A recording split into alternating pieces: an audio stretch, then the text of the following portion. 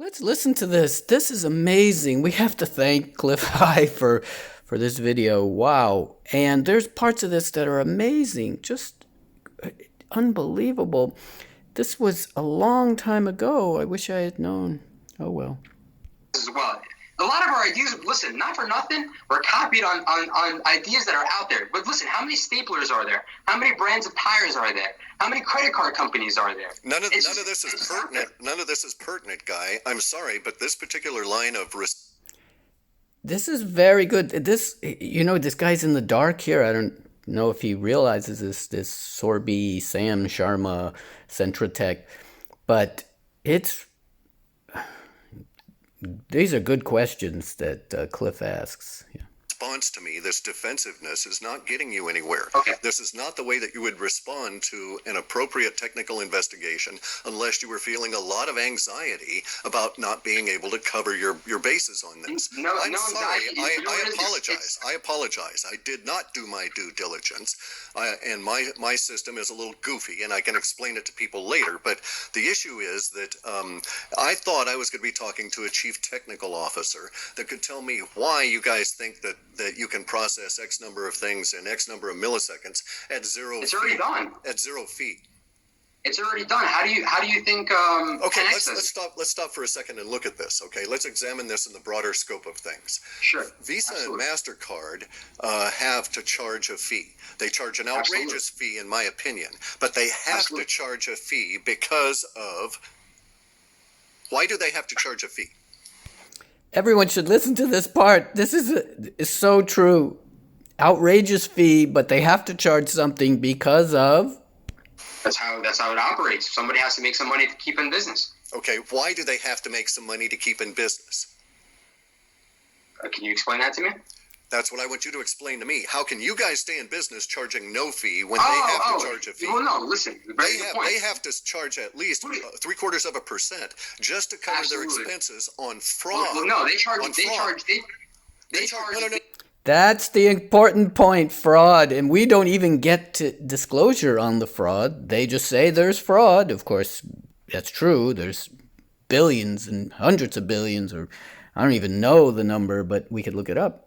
No, they charge 2.5% to 5%, more than that, but I'm saying 0.75% of all transactions goes to fraud on their part, to fraud maintenance, to trying to cut it down into what little bit they do in recompense to people after the fraud. So you guys are going to be eating 0.75% because there's still going to be fraud against your cards.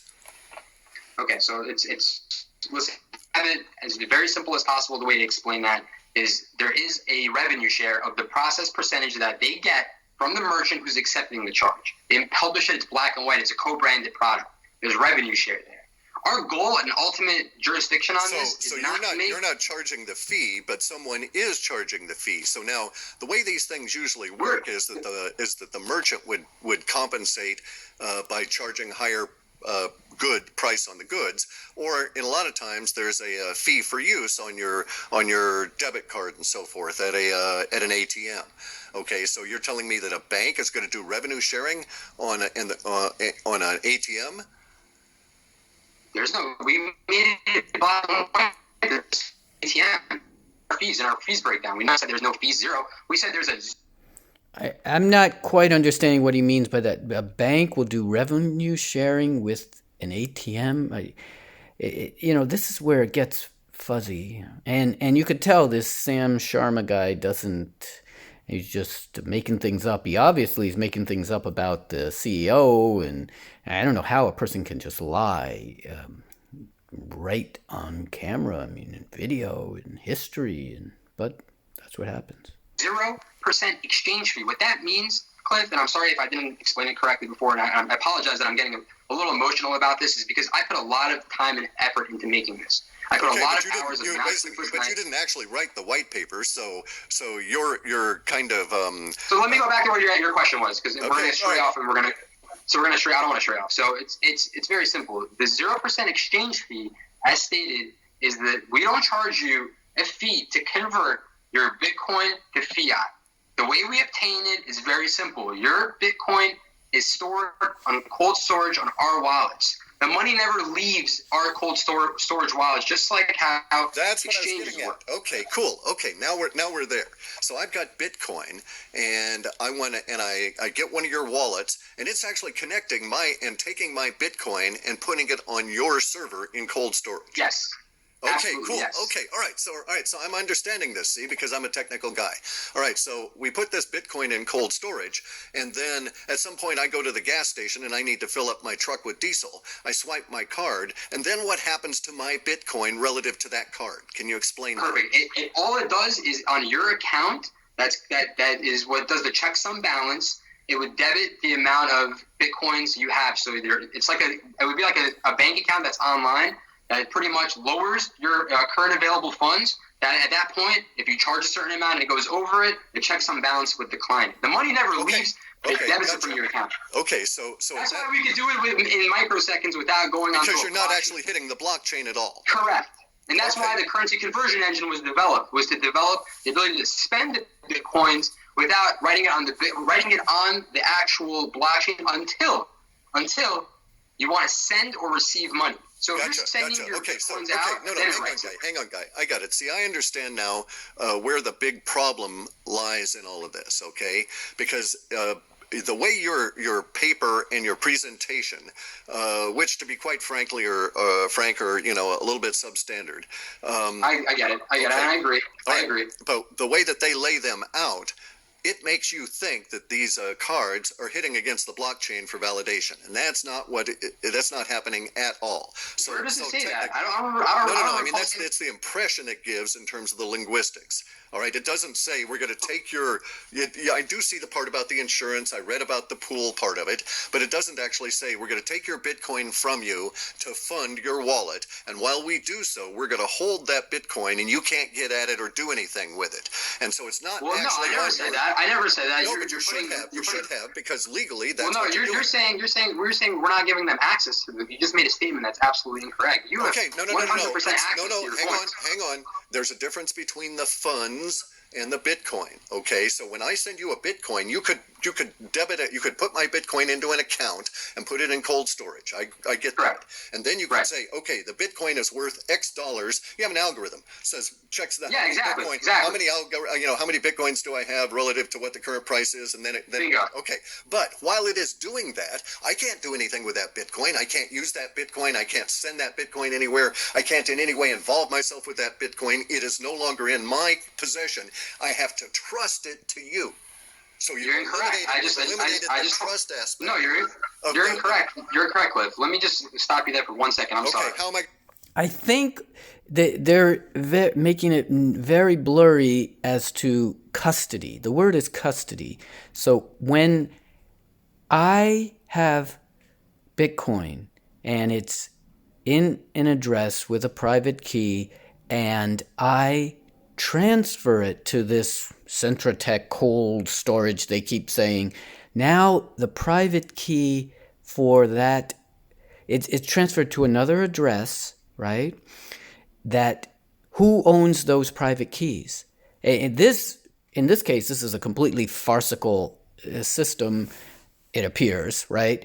But if there was a real system, then that address, and it could have multiple signature address and wallet. Wallet is just a combination of the private key and the public key and the addresses. It's just a collection of these things.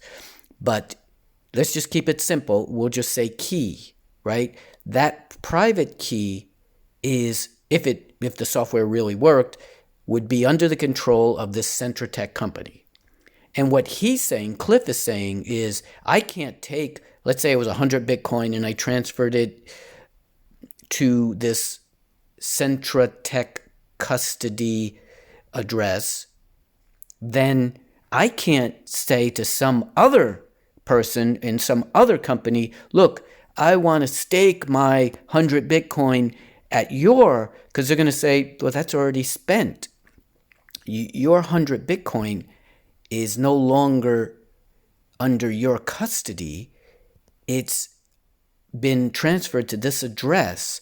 Do you have the private key for that address? And the person would have to say, no, I don't have that. I transferred it. So you cannot do another transaction or another with that. And then this Sam person, Centratech, is saying, oh no, you can do that. But what he means is you can use their alleged credit card to spend that money, right? But then that's under their custody. That's not under your custody.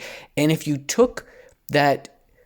went with that credit card and said, look, I want to stake this Bitcoin, I don't know what would happen at that point. I guess you'd transfer 100 Bitcoin to the Centratech custody, and then you can also use, if the credit card worked, transfer it to the place where you want to stake it. But what was the point? You might as well just control the Bitcoin and send it to the staking place. Staking just means you're loaning it, I think. And this is practically what this Sharma guy was describing, but he wasn't wording it, I don't believe, correctly, is you're basically putting you're giving custody to some other entity, to your Bitcoin or your cryptocurrency or whatever, your commodity, and then they provide a service of, but then if there's still credit card fees, and it seems very, very sketchy that, as Cliff pointed out, there is no security, there is no tech, there is no software, there is no demo, there is no big test, there is no...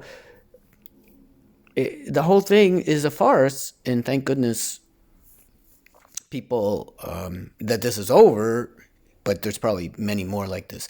The most important part was that manipulation of the order book. That seems as if the SEC should be, or the FBI should be all over that, or CIA, whoever is looking at manipulating order books. We have to register all these exchange places or these order books, because that seems the most critical part. If you can manipulate an order book and drive prices anywhere you want, that's really scary. Anyway. You're going to spend that Bitcoin elsewhere while you've got custody of it. Bingo. So the minute you go into the app or the wallet and you press send or receive, and you send your money out, it is gone. It's going to hit the blockchain just like a pending transaction.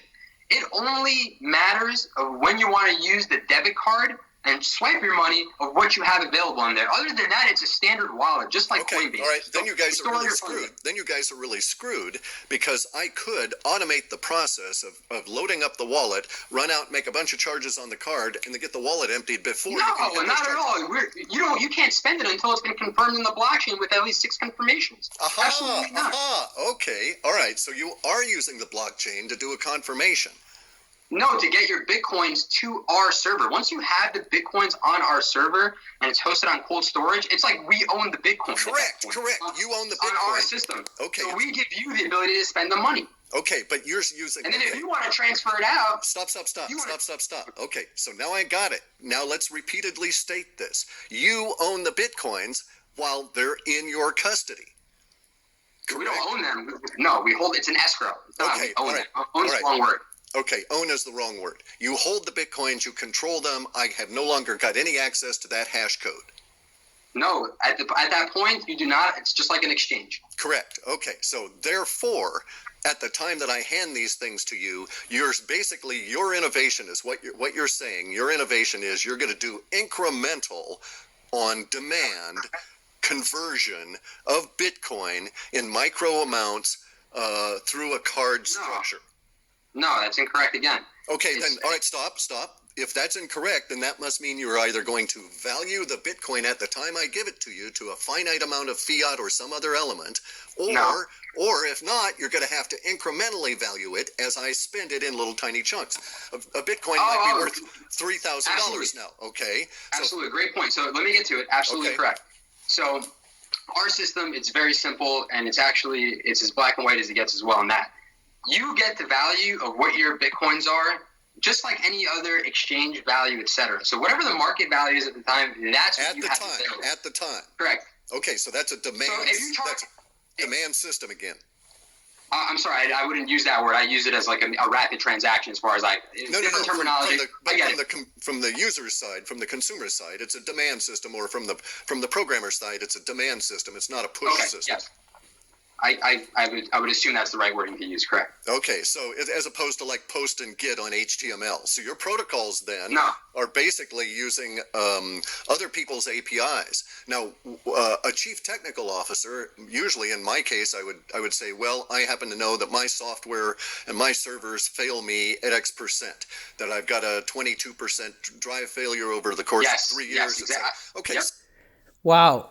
They're still not clear what they're saying, because if you listen to what he said is on-demand system, post versus get. I mean, even Cliff is mixing up things, but it's not clear to me what the purpose was, because there's a big difference. I give custody, or I transfer my Bitcoin, keep it simple, 100 Bitcoin. I mean, I know that's a ridiculous amount, but to the control, what he called escrow, which is a very important term there, right? And if, let's say, Bitcoin plummets to zero, right? Did they convert that 100 Bitcoin to US dollars?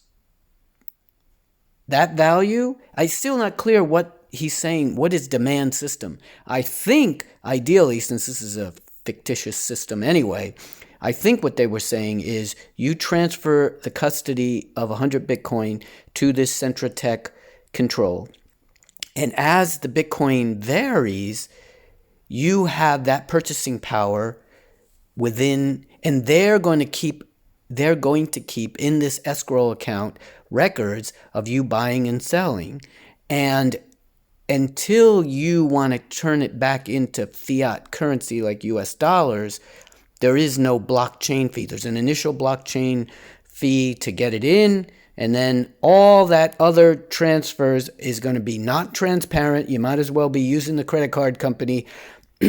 Actually, you still are using a credit card company, and you have this complication of trusting the Centratech. Now, I think Crypto.com may do something like this. There is a Crypto.com, and this is what they were copying. But this Crypto.com is Singapore based, so this whole thing is old but interesting, right? And it's still going on today. So I'm going to see. I just like to explain this stuff because in this current situation or current. So how many transactions? I'll get to that. Transactions do you think that are going to fail? What's your percentage rate? Do you think? This part is all about failure, so I'm going to move forward. Let's see if there's anything else important here. Great point, and we actually did a study on this prior to even getting on here because it was a very valid other level. Your 500 million is great, but for what I've done in the last 7 days and the data that I've provided of how many people want this card right now already, I truly do believe, and from the bottom of my heart, that this is just the first step of me taking this product to a made this program available. Wait. So, Guy, you've got somebody else in a foreign country that you don't control in charge of a bug bounty program who could be ripping you off right and left. How do you know that? Wait. Wow. All right, and the way you're relying on. Listen, Cliff. And the way you're relying on the way you are relying on outside contractors is not good in the structure of your business, although the concept of relying on them is fine. Okay, but if there are some things you hold close, you don't farm out security ever. You don't farm out the ability to do bug reports to the guy who has to. Cliff, we're not. This is all preliminary work. You basically have ignored security because the first person that should have been hired next to you, the person who should be standing right next to you right now, is your chief technical officer that really understands technical stuff and who should also be your chief security officer. Right, I should be the CEO. You're right. I should not take. I'm going to pause it there. We're going to end it here, but that is a good point. Technology and in product is intertwined, and should be very, very, very integrated, right? And it shouldn't be, oh, you have these, let's blame the freelancers. That really is disgusting, right? So peace out, everybody, and good luck.